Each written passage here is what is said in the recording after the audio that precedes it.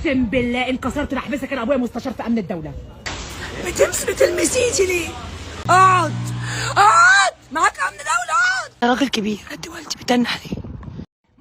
اللي شايفينها قدامكم دي ست ماشيه بتلف بتليفونها على محلات، على اماكن عامه زي مستشفى، زي عيادات، زي مطاعم مشهوره جدا، وتبدا ان هي تطلع تليفونها وتصور الناس وتبدا تتعدى عليهم كمان بالالفاظ وبالضرب، وعلى لسانها كلمه واحده: انا بنت راجل مهم، انت مش عارف انا بنت مين.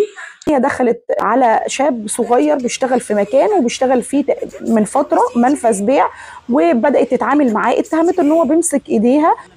وصل بها الامر ان هي تضربه بالقلم قدام الجميع، والشاب كان محترم جدا كمان. راجل كبير مسن قاعد مكانه، فجاه اتفاجئ ان هي بتقول له انت بتعاكسني ليه. الجميل في الموضوع ده تحيه جميله جدا لمطعم ستهم المسؤولة عن صف العمل، بجد اتعاملت باحترام وبذكاء جدا.